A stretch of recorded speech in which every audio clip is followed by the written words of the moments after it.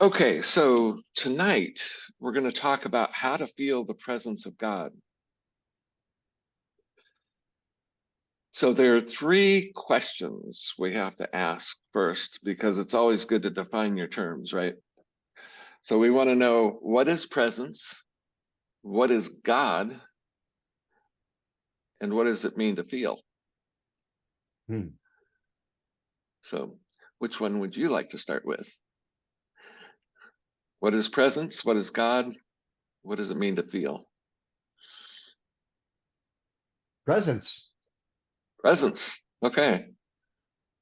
All right. So my daughter went to school back east, and for a summer internship, she worked for a newspaper in Cape Cod. She went to school in Massachusetts, and I think she went over to Martha's Vineyard, and Bill Clinton was there. And she said, it's true what they say about him. The man has so much charisma that he fills the room, fills the room with his presence.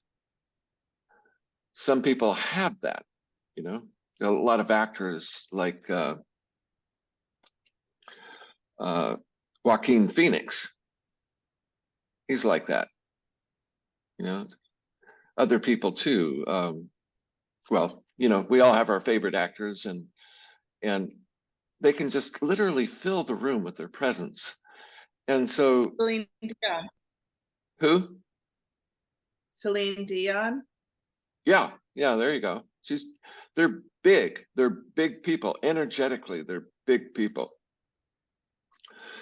Whereas a lot of us who walk into a room and we're invisible, right? So it's curious to me what that is and why it is, right? So in order to get a sense of presence and what that is, imagine you're sitting in an auditorium, maybe like a large church seating area, sanctuary, and a group of friends. But over in the corner where there are no windows and no doors, there's a screen, kind of like the screen you dress behind. And there's somebody sitting behind the screen. You know they're there. Can't see them, but you know they're there. So that's a kind of presence, right? Because you're intensely aware, because somebody's there, they're not speaking, and it's odd that they're there. Why are they hiding behind the screen? So you get this sense of somebody being there, but you can't really. This is a way to separate out their physical body and their personality from something that transcends both the physical body and their mind, right? Both their physical body, their voice. There is some quality to us that we call presence. Now, here's another way to look at it. Same room, you're sitting there, you're with a group of friends. Now, one of the members of your group who's not there, but you all know really well, they walk in the door, they enter the room, but without their body. Okay? Just imagine that. They walk in the room, but without their body. Can you feel their presence? You see? Now, that gives you a pretty good sense of what presence is, right? It's something transcendent. Doesn't have to do with your physical body, or not even so much the attention you give other people, because that's what Clinton does, right? He focuses on people, and anybody can develop that. It's eye contact. It's making the person feel seen and heard. It's a different kind of thing.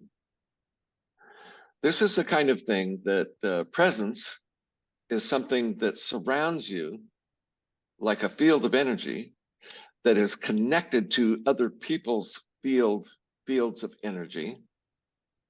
And through that connection on that level, you get a sense of their presence. And the presence is deep. It goes into the person's soul.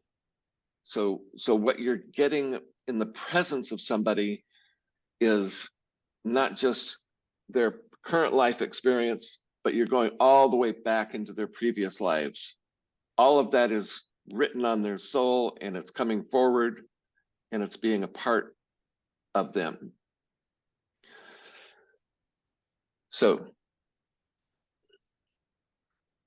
can you see yourself that way? You see, that's what we need to get at. Can you recognize your own presence? Can you open the door for that? Can you let that manifest in and around you so that you're aware of it? And if you think of how normally we operate in the world, we operate as a body, we operate as a mind, and when we interact with other people, we do all the tricks of eye contact and, you know, acknowledging the other person, all of those normal ways of being. But are we aware of our presence? And I say not very often. See, it would almost be like being aware of your body heat. You know, if you had an infrared camera, you would see that, you know, you're kind of a plume, a heat plume that's constantly rising up. And it's the heat of the physical body. That's something we're not aware of. I mean, we know if we're warm or we're cold, but we're not normally objectively aware of our own body heat. So presence is kind of like that, because it's a quality, not a quantity, it's a quality. So one thing that we know is that if we want to interact with each other, imagine how different it would be if we communicated from presence to presence, where you get a sense of yourself on that level. Because really, it's like we exist on several different planes of reality, and what I'm talking about here is not really a physical phenomenon; it's a spiritual phenomenon. So it exists on a higher plane than where we are. So if we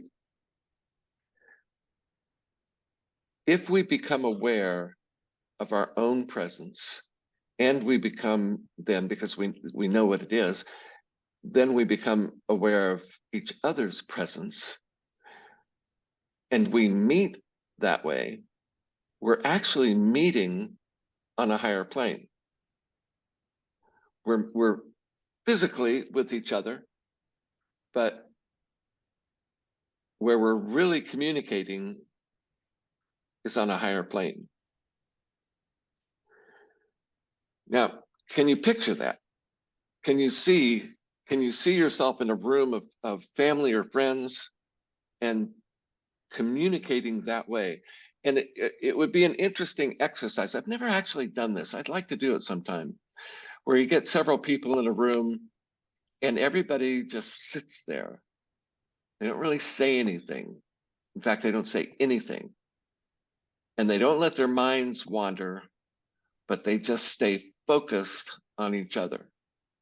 Not, you know, not like a staring contest, but very relaxed and just calmly, but completely aware of each other's presence. And that would be an interesting exercise. And so say you're in that situation and you really get tuned into presence, Then you turn your attention to God from that state of consciousness. Then you're dealing with God, presence to presence. And I say that that's really the only way you can connect with God. That's what God sees. So this is something I encourage you to try. And you know, in my meditation classes, how I talk about the column of light and moving back into it. You know, there's this column of light right behind you, and it's energy. And you back up into it. You don't look at it, but you back into it and you feel it. That's your presence. That's energy. That's spiritual energy. You can't see the column of light with your physical eyes, but you can see it with your spiritual sight. When we become aware of our energetic presence, then we become aware of our presence, because we are energy. Energy and spirit are synonymous in this context. So if we get in touch with the energy of our being, then we get in touch with our presence. Because as we back up into that column of light and we become aware of the spiritual energy that we are, then all the rest of us, including our thinking and our sense of our physical body, just drops away. And we enter into a space where we then begin to realize, well, this is where I live. This is where I actually am. And this physical body is just kind of out in front of me, like some kind of a projection. It's not an illusion. It's very real, but it's not where we're located. So the illusion isn't the matter. The illusion is the perspective, because we get caught up. We get convinced that we are this physical body, and that's where we start to operate from. But in reality, we are that silent presence behind the physical body. The physical body, including the brain, thinks a lot, because every time we look at something, the frontal cortex starts to analyze it and starts to think about it, and we're always seeing things. So primarily we're a visual being, and so we get distracted and we get sucked into this physical life, the physical aspect of life, and then we forget where we are, where we come from, where we are coming from. See, it's like we stream into the world. We have the nature of our being is that we are streaming into the world like a river. River is flowing into the world. It's coming up from high up in the mountains. We don't know exactly where it comes from. It comes out of underground springs. It's unknown. The source of it's unknown. And that's like our source is unknown. It's something that goes farther than what we are able to comprehend. So, but we know that that's what we are. And that stream has an energetic quality to it. It has a glow, you might say. It has a presence. And it's like, if you've ever been around a very source of very high electricity, you know, like a service panel that serves a whole building, the thing almost hums, you know, it almost makes a sound. In fact, some high tension lines actually do hum. You can hear them. That's presence. You see, that's an energetic presence. Doesn't have any. It's a quality. So when we get in touch with that, when we become aware of the hum that we are, you know, and we know the Om, you know, that's kind of designed to get us in touch. The Om is designed to shut the thinking mind off and get us in touch with the vibration of our being. Because when we intone that syllable, it's actually 3 syllables. But when we do that, when we say the Om, our whole body cavity starts to vibrate. and even, you know, our throat, the top of our head, mouth, all of it starts to vibrate. And that shuts the thinking down, and it gets us in touch with this vibratory quality that we are. We are energy beings. So the more we get in touch with that, and the more we practice living from that, then the better able we are to get in touch with God. Because God is an energetic being. God is a presence. And if you can imagine, okay, why don't we segue from this into what is God? Michael, Yeah. question. As you speak of presence and communicating with others through your presence, is this the same as atmosphere, just on a larger scale? No, no, atmosphere is like a filter. Ah, So, okay. and it's controlled by your thinking. But you're right in the sense that it is also the quality of your atmosphere is a direct reflection of your presence. But you control your atmosphere with your thinking. So if you don't want something to happen, don't have an image of it in your atmosphere, which means in your mind, right? Does that answer that? Yes, it does. Thank you. Yeah. Yeah. So we want to get in touch with it. We want to get a real sense of it. And oh, another way to do this is like right now I'm sitting in my living room. And if I worked, you know, not from home, which I do, but if I wasn't here most of the time, this room would be obviously empty most of the time. And so when I'm not here, it would have a very different feeling, right? The room would have a very different feeling. It's especially true, like if you go into an office building and like a conference room or something like that, with a room that's very seldom used. And so maybe 70 or 80% of the time, that room sits there empty. And what does that feel like? You know, you walk into a room that's hardly ever used, it has a very distinct empty feeling to it. Doesn't have much life in it because not much life is being pumped into it. So oftentimes we can understand what something intangible is by looking at its opposite, right? So in this case, it would be absence. What does absence feel like? See, we all can tell, you know, that's something everybody is sensitive to. So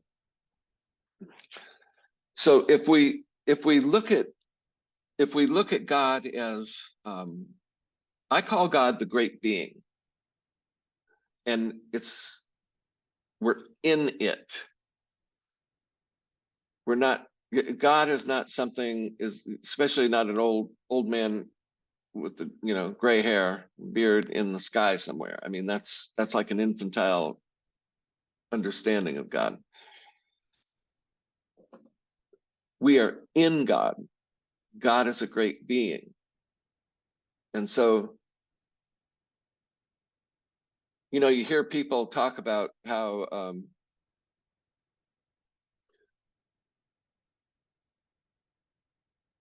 that God is a person, and you know, and they bring up the thing in the Bible that says we are made in God's image, so God must look like us.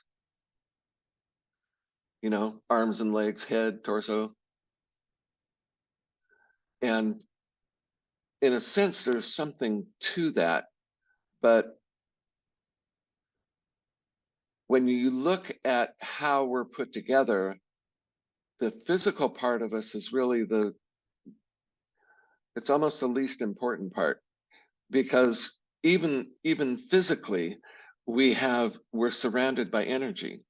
We have like an energetic field. The body produces an energetic field, the atmosphere being one of those fields, the aura being a field. But even in, it's like body heat produces a field of heat. We have physical attributes like organs and blood. Blood courses through the body. And but being human and thinking like humans, we always look at the thing and then we try to deduce from the thing what's actually going on. When really to have a mystic consciousness, you have to look at what's going on and deduce from that the thing. So if we look at blood, we have to look at what's going on with the blood. What is the blood doing? You see, it's a transfer of energy. It's the whole thing. The lungs, the heart, and the circulatory system are all one thing. They all exist for one purpose, and that is the transfer of energy. So that's what we are. If we had the eyes for that, then we could look at each other and see this energy matrix that flows like blood, taking one form of energy, transforming it into another kind of energy, and suffusing it into the body, and then the body returning the other side of that cycle, and then that being carried out of the body. So it's like this inhalation and exhalation, inhalation and exhalation. The spirit of that is our presence. It's what are we doing? It's almost like we're like fish in a way, in that we are swimming through a field of energy. We take energy in, we transform it, and then we get rid of what we don't need. We take in, we give out, we take in, we give out. So we're like, if we saw each other in terms of energy, we would be this oscillating being. If you take away the physical appearance, you see the solid part of us. But that energetic part of us is more real than the solid part. And if we could see that energy, see each other as energy beings, then we would also see how our thinking changes that energy structure. You see? So if we can think of God in that way, that we are in a being that is an energy being, because otherwise we would do what some people do. They look at nature and they say nature is God. But that's like looking at the blood in the body and thinking, well, that's blood. It's just liquid. And not seeing the energy transfer in transformations that are going on continuously in it. So we can't just look at the mountains and the oceans and the forests and all of that and say, well, this is God. No, it's not. It's just it's a physical manifestation of something that is far more real than the physical structures. So as we become aware of ourselves as energy beings, then we can relate to God as an energy being, and that really kind of changes the world for us. That changes our perspective entirely. It takes us into a whole different domain, a whole different plane of reality. And once some people are very good at this, and they can, like a energy worker, a healer, can lay somebody on their treatment table, and they can run their hands, not even touching the body, just run their hands over that person and be able to pinpoint where the problems are. And the problems are not necessarily physical problems. The problems are where the energy is blocked. And then they work on that. They work on that aspect of the person, and then the physical problem just starts to disappear, because the cause is never in the physical. The cause is always in the spiritual. So, and then you look at yourself and you think, well, where's my energy blocked? And then you look at things like trauma, or you look at things that you're suppressing. Maybe you have some some negative emotions that scare you. And so you keep them hidden because you don't want anybody to see those. And then after a while, you can't even see them yourself because you're lying to yourself essentially. And so, and then you hide from that. You don't want to admit to yourself that you're lying to yourself. So pretty soon that energy block, that memory, that habit, that addiction, whatever it is, that gets shoved so far back in there that you forget it's even there. But it doesn't forget, you see, and it comes out in the most inopportune and embarrassing ways. You know, I think people in AA say it comes out sideways. You know, his anger comes out sideways. If you have deep seated anger, but you're not aware of it, you're going to find yourself doing the weirdest things, the most inopportune times, and then you're going to wonder why. You know, like, why did I say that? You know, why did I do that? And then you get split. You know, you get split from yourself. And some people are split in several different ways because they've got several different things that they've suppressed so thoroughly that they're fragmented. In shamanism, the healer, a healing shaman, calls that soul retrieval, and they actually go in and help person reintegrate their soul. But then you can imagine what happens in that case, because all of those things that were suppressed are now right in your face, and you have to deal with them. You have to acknowledge them. Say, yep, that's me. Yep, I did that. I do that. I think that. I feel that. You see, and then you begin the process of integration.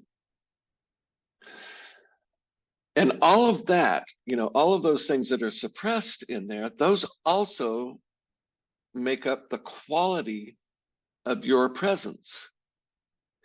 That's why some people cannot be around little children or animals like dogs without getting a reaction, because they've got that negative energy in them, and sensitives like little kids and dogs pick up on it immediately, and they back away because they can sense that polarity. You know, they can sense that it's like a cocked gun, you know, that's just kind of going like this. They don't want to be in the way of that.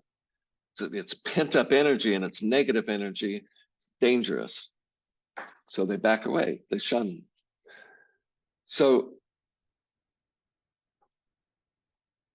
we have to be aware of that aspect of our presence. And we even have to, all right, so if you say you have a lot of anger, and but you know it, you're really aware of it, you're in touch with it, but you're in control. You see, you've got the anger, but you're in control. So what that does then, it shows what people pick up on then is that you are restraining something. They can tell you have a lot of energy, but they can also tell that you're restraining it, that it's under your control, but they don't know if or when you're going to unleash it. So that gives you kind of a dangerous atmosphere. It gives you people look at you, and they kind of give you a little bit of extra distance because they can feel something that they can't see. So God has that kind of quality too. And this is where people get into the thing, well, you know, the wrath of God, because it's because of the power, the immense power. You know, Einstein said it. He said, matter is energy. Matter is congealed energy. There's enough energy in the smallest pieces of matter to level a city. You know, that's the kind of energy that's packed into everything. We're not blind to that. At some level of our being, we realize that we're in a place that is nothing but energy, but we don't understand it. So we're a little bit wary of it. And then if we're a religious type, then we start making up stories about that, and then that's God. God is this mysterious something that could wreak havoc at any moment, right? The wrath of God will smite you. So, but that's presence, you see? So if you're in touch with, if you're the kind of person who has integrated your anger, just using that as one example, then you recognize somebody else who has also done that. And there's a respect there because you understand them and they understand you. So if you integrate this pent up energy within you and you get it flowing, then God ceases to be a scary thing. But the reason we're afraid of God is because we're afraid of the pent up energies within us, the conflicts within us. And I think A Course in Miracles talks about this, that we're afraid of punishment. You see, if we've got something stuffed, but we have this idea of God as being able to see through us and see everything about us, then we're guilty. You see, we're guilty. And people for thousands of years have always punished the guilty. So what are we going to think? We have this thing inside of us and we know that God sees it. So what are we going to expect? We're going to expect God to punish us, right? Because that's just how we roll.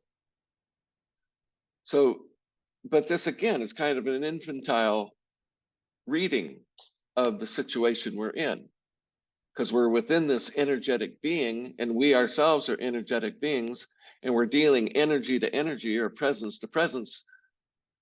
So if we know that about ourselves, then we know that God is there to support us in that, because all the energy wants to do is to become whole. You see, to where it can flow. Energy wants to flow. It does not like being stretched apart and forced into a polar opposition, because that's where you get explosions, right? You take something, you stretch it apart into polar opposites, you got positive and negative, and at some point they're going to reunite and do so violently. So, and that's where a lot of anxiety comes from, because we've got this polarity built up in ourselves and we don't know when it's going to go off. So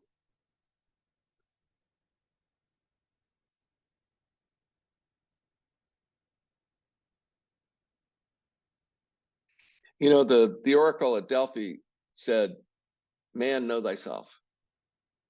And this is what they were talking about. This is knowing yourself.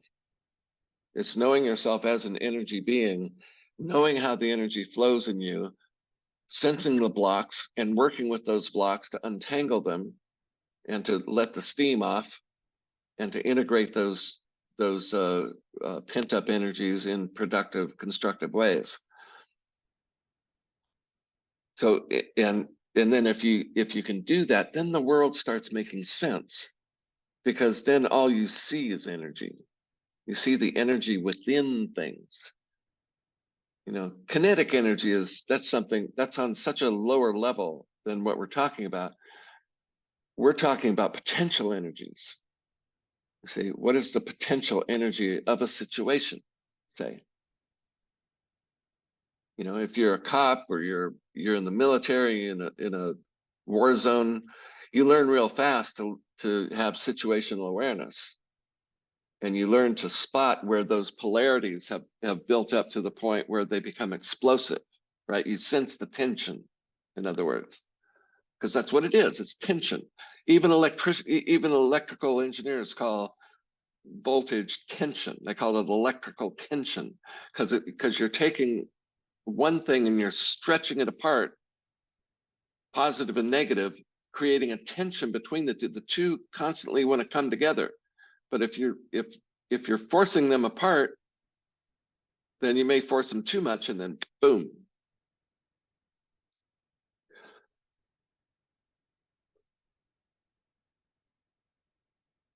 So in feeling the presence of God, you know, it's a problematic word because most people, when we talk about feelings, we immediately go into emotions. You know, I feel sad, or I feel happy, or I feel worried, you know, or I feel angry. All of those are emotions. But we can feel things with our hands, right? We can touch something and feel that with our hands, but that's sensation. So we've got emotion, we've got sensation, and we can kind of feel our way through our thoughts. You know, like especially if you're writing a poem, you know, you can kind of feel your way. Some words will fit, some words won't, and you get a feeling for that. So when we're talking about feeling the presence of God, it's something that happens from within us. Feeling in this sense is like a transformation of consciousness. When we feel on that level, when we feel something, it opens us up. We become aware of something larger, more immediate. And when we really have that kind of experience, the feeling of that is more real than the feeling of anything that we can sense or any emotions that we might have. In fact, when we feel in that way, it usually just blows our emotions right into silence. There is no emotion except if you maybe want to call awe an emotion. So when we feel the presence of God, it's that kind of feeling. It's like all of a sudden this constrained world that we live in, this limited perspective, the walls just fall down and we're all of a sudden in this wide open space, this interior space that's very large. And that's the kind of feeling, you see. It's like this, oh my God. You know, it's so big. It's like when you see the Grand Canyon for the first time, or you go to Yosemite Valley and you see this thing that sticks up out of the ground 3,000 feet. It takes your breath away. See, that's the kind of feeling that we have when we encounter God, when we realize that we're in this being and we see it maybe for the first time. We start to realize that that we're surrounded, that all this energy that we feel is not only aware, it's aware of us. You know, and there's a big difference. You're in a room with somebody else and they're busy. There's no attention on you. But when they put their attention on you, that changes everything, doesn't it? I mean, that's a whole different dynamic. Well, here we are inside of this being, this great being that's all energy and all light. And if that turns its attention and awareness on us, then it's like, whoa, that changes everything. And then you can't be anywhere without that feeling. And if you're not used to it, it can drive you crazy. And in reality, if the whole put all of its attention on you, kiss your ass goodbye, because that would just vaporize you, right?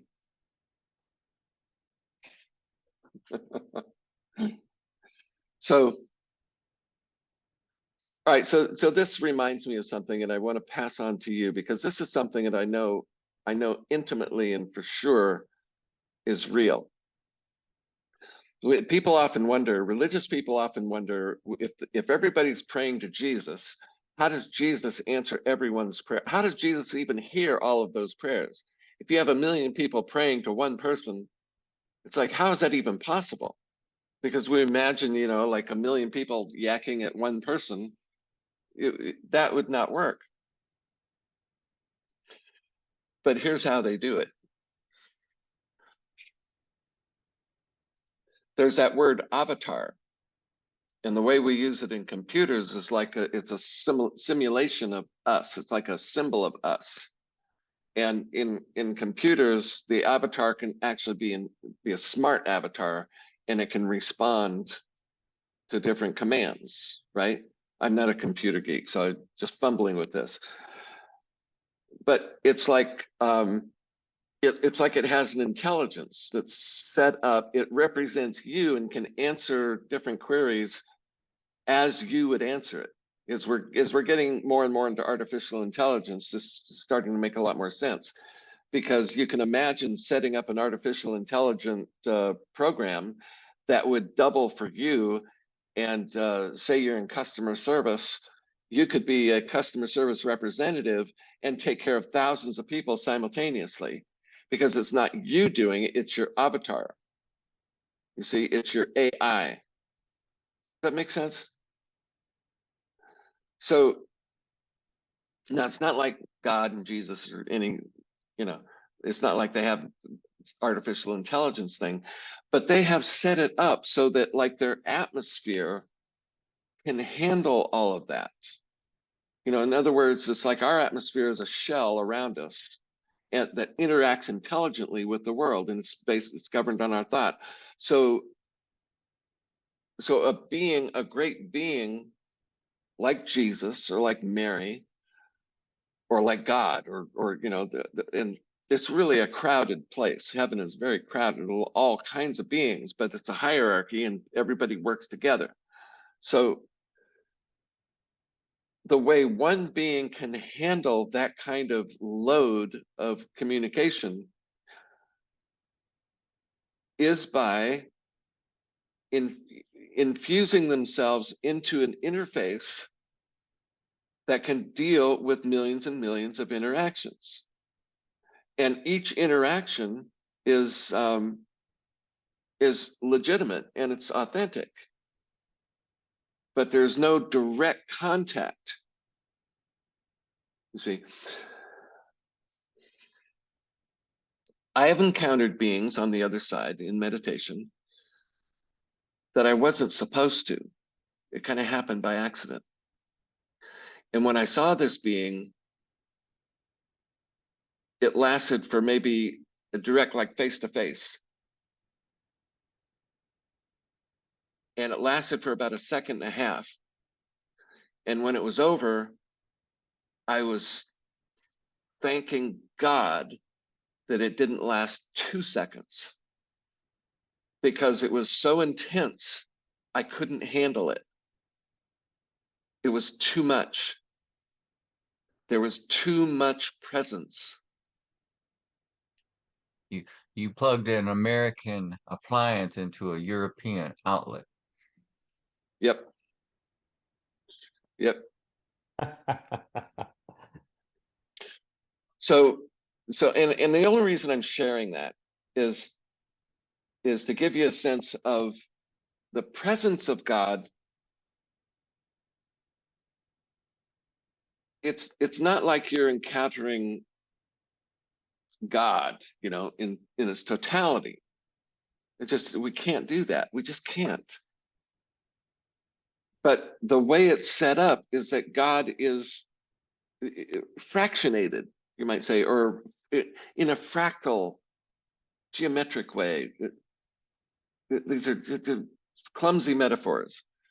I like the nuclear power plant metaphor. For me, it just kind of makes sense. The step downs of currents, Yeah, like yeah. that works for me. It's like our sun being, for all practical purposes, for where we are at this level, that's God. I mean, that's just right? That's And then we that's have right. these Yep. then we have these great beings like the archangels or whatnot, and they would be like the first transformers around a nuclear power plant, like absorbing just that massive power, right? And then the Yeah. orders of angels, kind of like the image behind you there with all the outer rings and whatnot, right? And then Yeah. Yeah. And the image behind you, yeah, you exactly. know, that's kind of an exploded Yes, view exactly, of exactly, a nested system of spherical exactly. energy intelligences, right? Yes, 100%. Yeah. And Yeah. so, yeah, I know that feeling you're talking about plugging into like too much amps, right? Where Amps. you, Yeah. yeah, like I can recall one time having a similar experience, but it was just direct current. It was just like, it wasn't just necessarily anyway, it was just like opening up, and I just felt this power that was so intense that I knew that if I let it come through, it would be like literally lightning in a bottle, and Right. Right. just Yeah. too much. People experience that on psychedelic drugs. Sometimes they Mm, take too much and all the filters drop away, and then yeah, they're like right. exposed to the raw Yes. input. Yeah. Yeah. And So so it's too much, too much. it's a grace for us, right, to be in Yeah. bodies and have these to develop in, right? To be able to take Yeah. more and more and We're buffered. We're buffered from yeah, that which is too intense. So yeah, you could visualize the planet that way, and you know, quite literally, the planet has a magnetic field that right. buffers and protects us from the solar wind, from the Exactly. radiation from the sun. Exactly. And It's it is the electrical aura of the planet that does that, right? Otherwise it would just exactly. blow it away like Yeah. Mars or yeah. Yeah. Yeah. And if a person is weakened, you know, disease is caused by a weakening of our energetic field, then we're exposed to those damaging uh, Mm, other energies in our life that can wear mm, us down really fast and we get sick. mm. You know, we were on a car trip one time in the winter, driving in a small car across Wyoming, and the wind was blowing like out of the gates of hell, and the road surface was icy, and we're driving along about maybe 55 miles an hour, and a semi comes past us, and because of the change in the wind pressure, the air pressure, it started sucking our car underneath the Oh, trailer. ooh. And I didn't, but the other three women in the car, my wife and my two daughters, screamed their heads off, not me. I wet my Gotcha. pants. So it was a very scary experience. But the next Yeah. day, um, they got sick Huh. because Mm, a shock like that weakens your physical your energy field, and then makes you vulnerable to the other energies in your life, which are harsh, you know. So so we have to become aware of our energy to the extent where we begin to learn how it works and realize that we have these polarities within us, and that we want to not keep them so far apart that there's no flow between them. So in other words, if you've got something pent up inside, you got to come clean with it. You know, you've got to admit it to yourself. You can't project it onto other people and say they're the problem. You know, if you have consistent problems in your life, then you can pretty well bet that you're at the epicenter of that problematic dynamic. You know, there's something in you unresolved, and it's calling out what you need from people around you, and which is always uncomfortable. And if you're if you're sensitive to that, then you begin to feel like the universe has got it out for you too, when really all God wants to do is to help you resolve the imbalance. You see, that's what God wants to do. And that's actually what karma is. Karma is geared to the need, not the deed. In other words, God doesn't want to punish you for what you did. God wants to help you fix the problem. And God is always for you. Never against you. If it was against you, then you'd be gone. So we don't want to think, and this is really pertinent because it's our fear of karmic retribution, that will make us hide from God. You know, the way Adam and Eve did in the Garden of Eden. Their eyes were open. They realized, oh my God, this is, they suddenly came into self-awareness, and they realized they were vulnerable and limited, and so they couldn't stand the presence of God because they felt like they had done something wrong, and so they were afraid. And so a lot of people are afraid, and they call it, well, I'm afraid of my karma. I'm afraid that if I stand still, if I actually sit down and get really quiet, the thing I'm running from is going to run right over me. Your karma is going to run right over you. So that's a misconception, for one.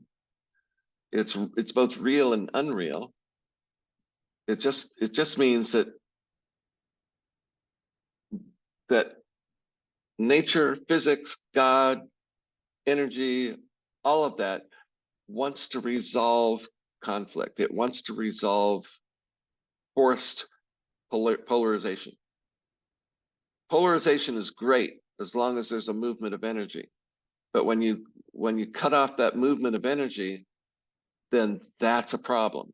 You see, that everything then wants to come in and fix that, wants to get the energy flowing again. So this is why it's important that we meditate, and that we face those things, we face them. And if it's buried, you ask God to help you see it, because all it takes is a little bit of willingness, and then things will start happening. But, be careful, because when you go into that work, then shit's going to hit the fan. Because as these blocked up energies start to break loose, your life is going to change. There's no getting around that. And that's also scary, right? And even worse than that, you're going to change. You'll change into somebody you won't even recognize.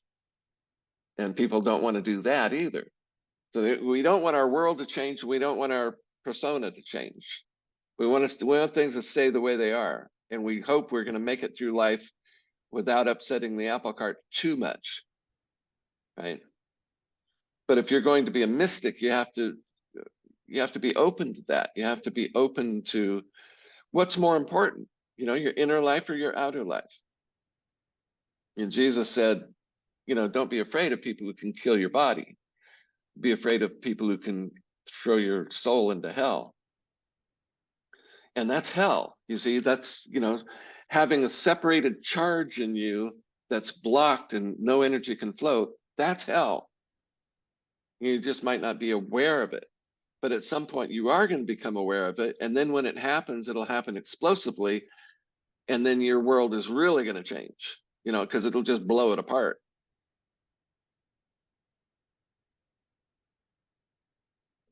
So the whole idea, and that's why a lot of gurus and spiritual teachers talk about breathing. They want you to get to breathe and breathe and breathe and just focus on your breathing, because you do that enough and it starts to break up those patterns and things start getting released. That's why you say the Om, because in order to say it properly, you have to do it, deep diaphragmatic breathing. And that gets the tidal breath out of the bottom of your lungs, which is, you know, fabulously analogous to what we're talking about, because that stale air in the bottom of your lungs is blocked energy. So by breathing and breathing deeply, you can break that up. And because it's analogous, then that's going to get the other energies in the body moving too. You see, the whole thing is, what we're striving to do is to become alive. Because most of the time we're dead.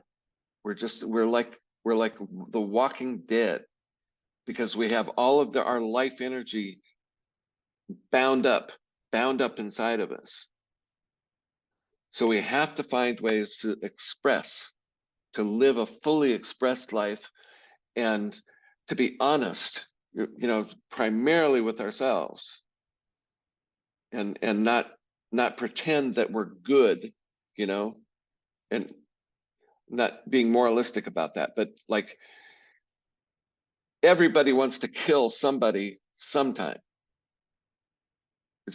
That's just the way we are. But if we deny, if we pretend that that's not me, I'm a loving person, I'm a kind person, I'm a compassionate person, bullshit.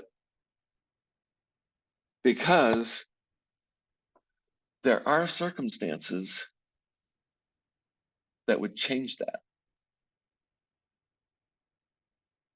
You could be forced in a circumstance where you could become a monster. In the 1920s and 30s, Germany was the most sophisticated place on the planet. They were the most highly educated, most urbane, most sophisticated. They were the pinnacle of European civilization. It only took the right circumstances. Well, we know what happened.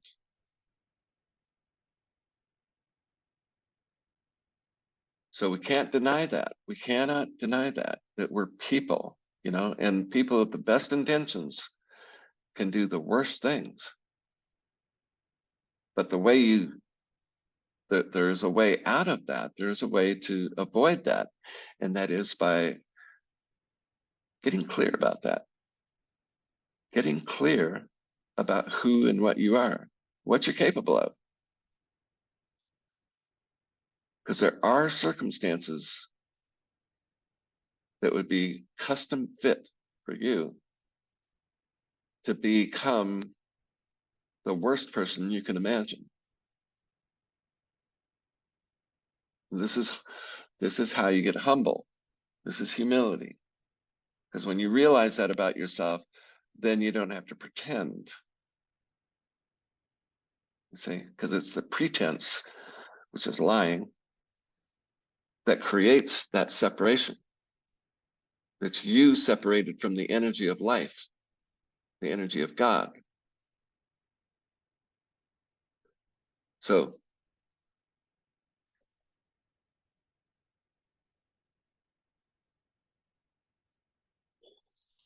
that's how it works. So, and this is why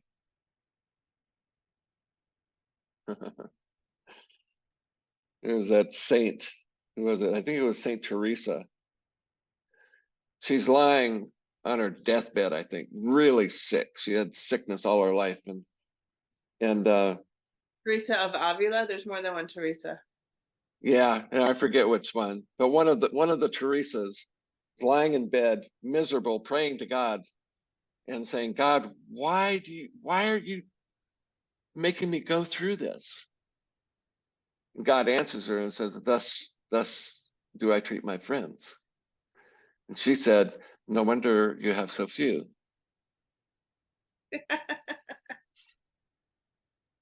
Got to admire somebody like that.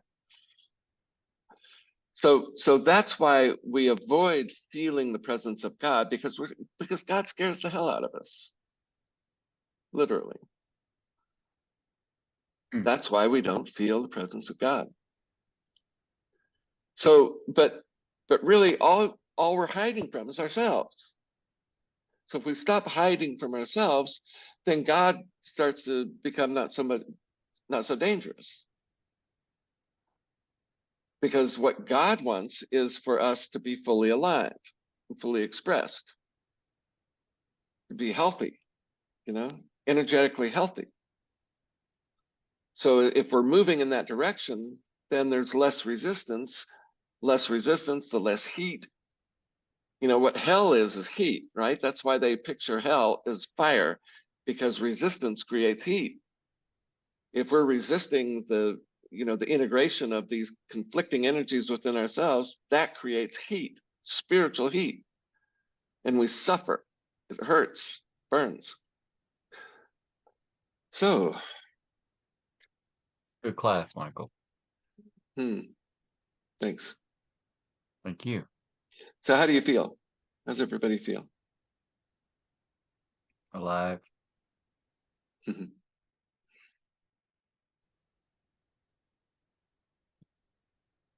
I feel like, in the scene of the Matrix, where he finally sees through the appearance and he just sees energy just flowing everywhere. Yeah. Yeah. Kind of like that, just kind of a milky white. Yeah. Yeah. And remember when he was first exposed, when he took the red pill and it made him Yes. violently ill. Yes. He saw Oh, too yeah. much. He saw too much in it, Mhm. and that takes people down, back in the old days when there were actual mental institutions. Now they just let them all out on the street. Oh, But back then you could go in and you could see people who had such an encounter. mhm. They had that something was exposed too much and it broke their mind. Yeah. This is why the Hindus, I think they call it tapas, Tapas, little acts of discipline like fasting or, kneeling and doing that calisthenic form of prayer. Some people do, stand Mhm. like this. That's to kind of burn off karma. It's to pay it ahead of time, to Makes suffer in sense. advance. When I was younger, not that long ago, I used to drive a lot faster than I should because I used to race motorcycles and cars when I was a kid. And but every once in a while I'd feel it. I'd feel the long arm of the law coming at me. And so what I would do, I would just purposely dial it way back and drive under the speed limit. And I could just feel it burning. Just burning, I was burning off karma because I was willing to do that rather than, get a ticket. So, Wow. And it's funny because I believe karma works both ways. It's not only negative. Karma yeah. is, to me, it's a cause and effect where it works. Like especially this past year, I drove cross country from Colorado to New Jersey. I don't know how, like 6 times. I don't know how many times I was going back and forth. So I listened to a lot of just radio stations I normally wouldn't listen to. So I'm not a big Taylor Swift fan, but she had a song called Karma. Karma is my boyfriend, karma is a god, karma is the breeze on my hair on the weekend. And it's a relaxing thought. And I kind of liked the song because it made me, and then part of the song I kind of didn't really resonate with because it was kind of bad. But it kind of I don't know, it kind of made me think of karma also that way. It's kind of it's a friend. It's there to teach you. It's your daily bread. It's your lesson, So I don't know, but Well, it's always addressing the need in you, right? It yes, doesn't want to punish you for the deed. It wants to help you with the need. So it's yeah. always supplying you with what you need. So yeah, you're right. It goes both ways. And Yeah, it's kind of like too, it kind of, you ever try to catch a fly? You're trying to help the fly out. You're trying to get it out there, but the fly doesn't know that it's running from you. It's, yeah, that's what I also kind of see it as. Like, it's Yeah. like, oh my God, I'm trying to help you. Look, if you just let me help you, it's a vast open world. You're not hitting the Yeah. screen. Yeah, I So, don't like flies. They run from me for a reason. yeah. I don't. Or spiders or any kind of bug. I Yeah, often think spiders. find that bug. I will do everything I can to help a spider out. I don't like it, but I'll do it. I'm, yeah, I have deals Flies, with bugs. flies and Yeah. mosquitoes. They're fair game. Spiders remind us to honor our intuition. What's that? I said, for me, spiders remind me to honor my intuition, to be aware of what's on the web. Oh yeah, yeah. I like that's beautiful. I like that. Well, okay. Are we good? I'm good.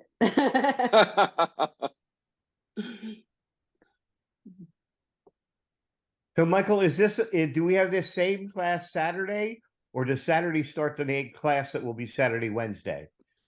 Saturday, Saturday is always the on the same topic, but of course it's a different class. Got it. Yeah. Got it. Okay, Yeah. There might be more to learn on this topic. understood. Yeah. Different strokes, different folks, different energies coming to the table. Yeah. Yeah, that's right. Thank you, Michael. Thank you. Nice seeing you. Good to Thank see you, Michael. You Good to bet, Charlie. Bye, Leanne. Bye, Eli. Bye, everybody. See you, Patrice. Bye, Charlie. Good to see you. Thank you all. Thank you, Michael. Bye. Take care, Eli.